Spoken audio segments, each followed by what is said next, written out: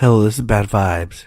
Today's story is a no sleep horror story written by Equivalent Ad 3482. I messed up. I messed up so bad. I don't even know if I'm in danger or going to jail or what. But oh god, I did mess up. I don't know how I'm gonna live with myself. This all started in the break room Wednesday as I shoved my leftover Chinese into the microwave. Brian leaned back in his chair, inviting Dave to come over Saturday night to light up the pit for his birthday. A small gathering, he said. I never get invited to these things. Never. I tell myself it's because I'm lower management, but I know the truth. I'm awkward around people. I try too hard. Man, I used to do a mean smoked chicken back in the day. I interrupted. I never smoked chicken in my life, but I felt confident no one would be asking me to. Have a great party, Brian. I don't know why I butted in. I guess I was just tired of being ignored. As I reached for the door, fried rice steaming, Brian invited me to the party. I stopped, hand just short of the knob, sure I misheard.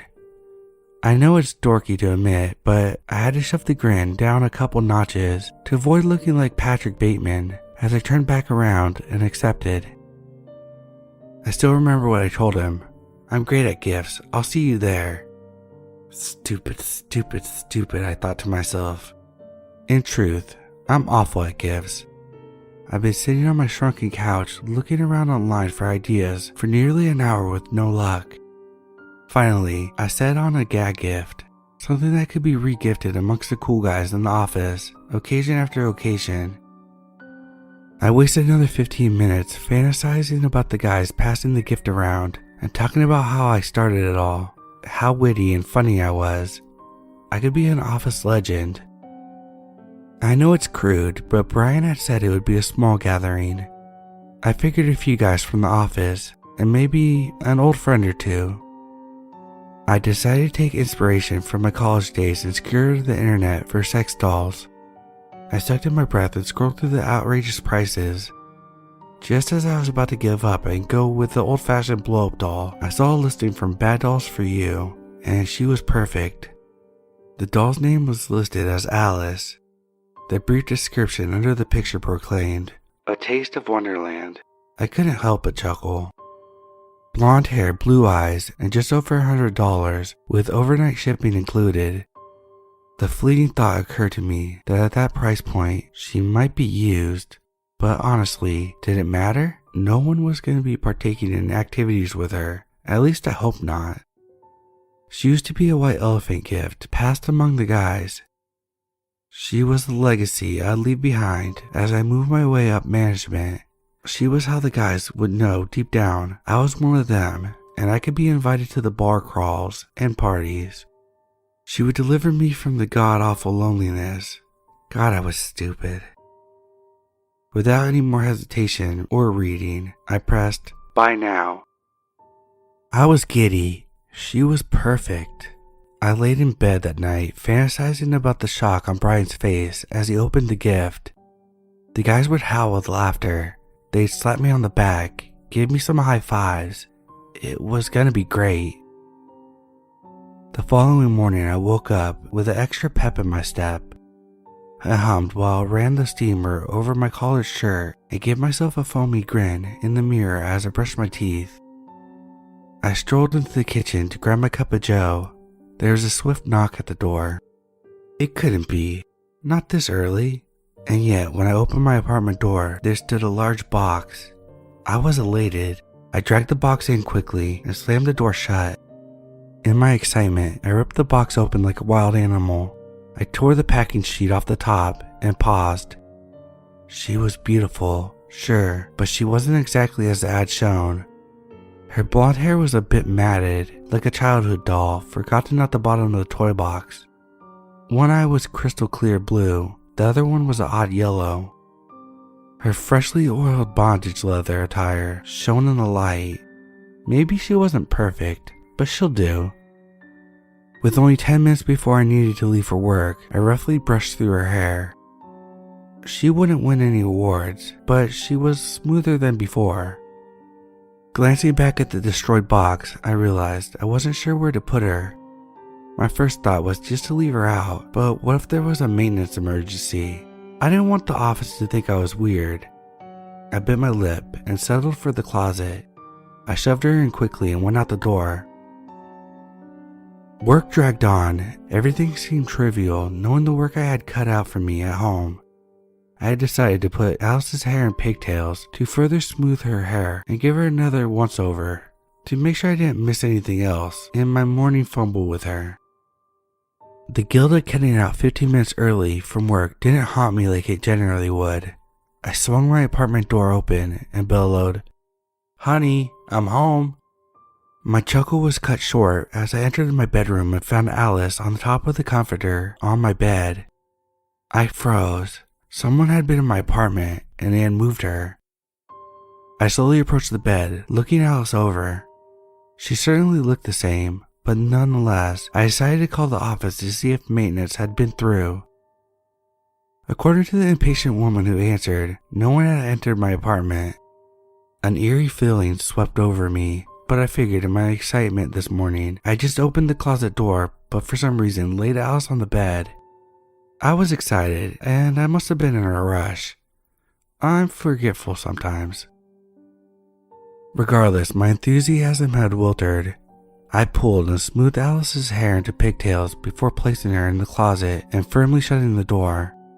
The more I thought about it, the more it made sense that I had been careless in the morning. I spent a good chunk of the night lost in the thought about my perfect surprise. I'd just hit the hay a little earlier tonight. I'd power through tomorrow, and the following day was the party. After a quick TV dinner, I slid into bed.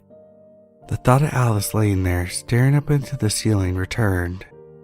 I rolled over a few times, but eventually sleep came. I jerked awake suddenly to a terrible certainty that someone was staring at me. I was cemented on my back, with my eyes fluttering quickly at the ceiling.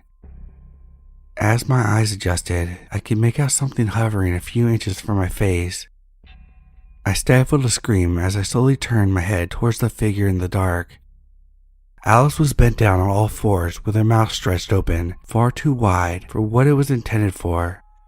Something in my brain, something primal that had helped my ancestors survive in the forest with carnivorous beasts, told me with certainty that if I hadn't awakened when I had, she would have eaten me.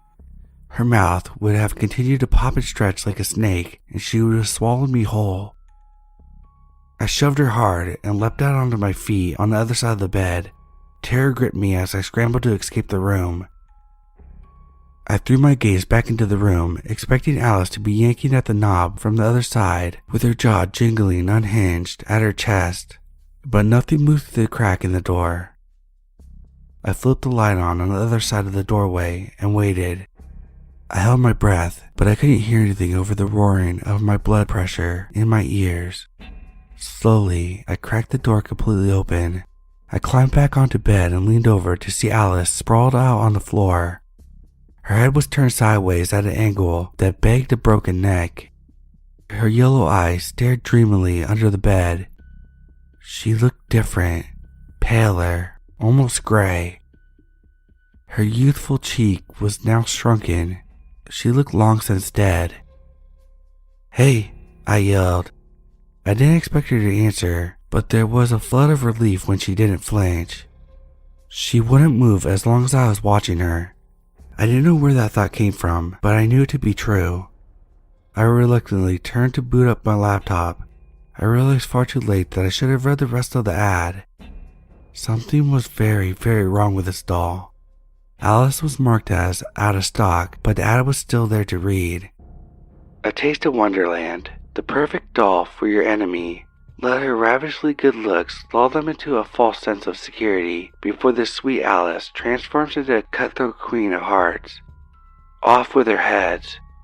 Just 3 days until your sweet, sweet revenge. Alice will eliminate her owner on the 3rd day, so please make sure she's gifted to her new owner before that time. We advise leaving no return address. This isn't a gift you want returned to you. Happy hunting." My stomach felt full of ice. I was gonna die. This goddamn doll was gonna kill me. I threw my laptop against the wall and sobbed.